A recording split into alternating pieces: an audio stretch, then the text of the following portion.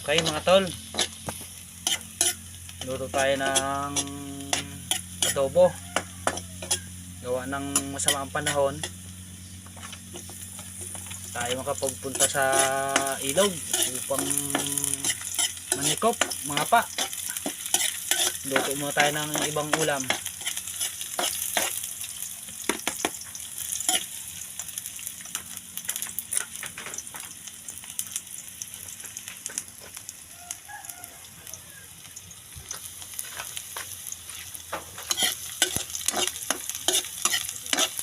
Luto ng adobo.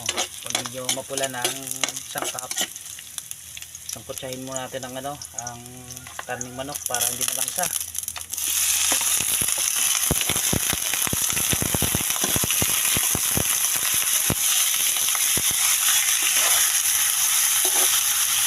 Yan.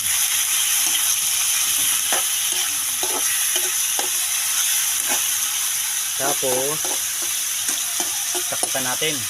Lagyan natin ng panakit para manuot. Manuto.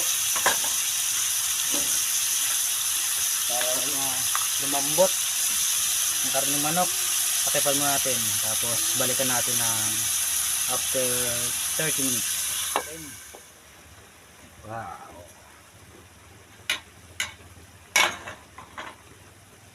Lagyan natin ng oyster sauce.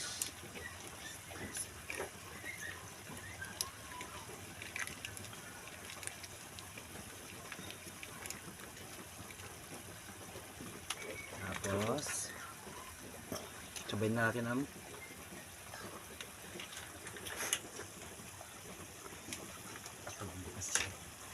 toyo. Yan.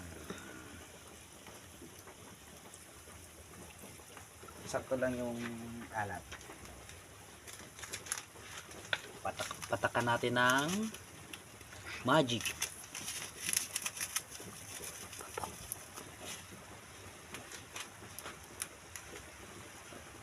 Tapos depende na sa inyo kung dadagdagan nyo ng tubig. Ako naglalagay ako ng konti para hindi masyadong maalat. Sakto lang.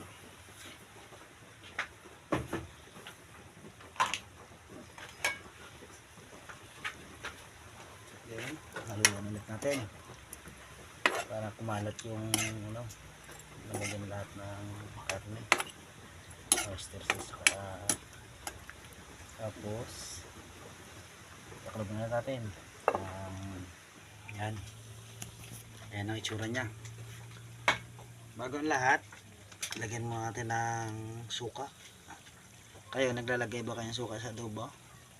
Adobo nya? Suka ng yan, nyug, pero may templa, may tubo. Natin ang pampasarap paminta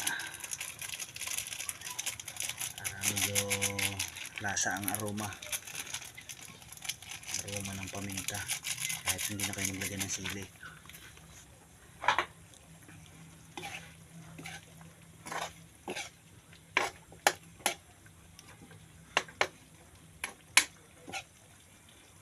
Kasama natin kung tama ang timpla.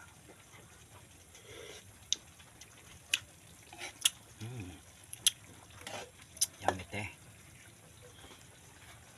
Takapan natin.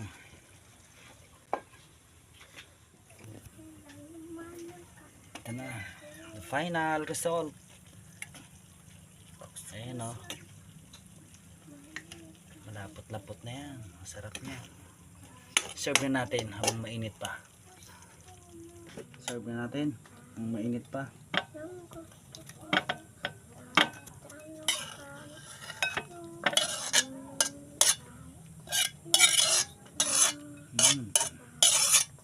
Sarap yan.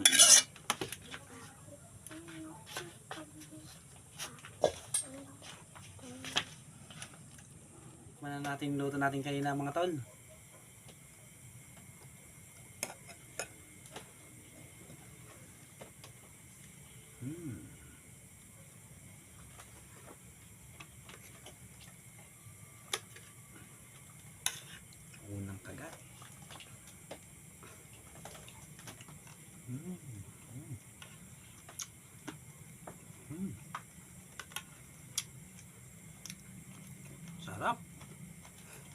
Kaya kumain na, kumuha na ka ng bahaw dyan. Sabay nyo na kumain. Ay inang!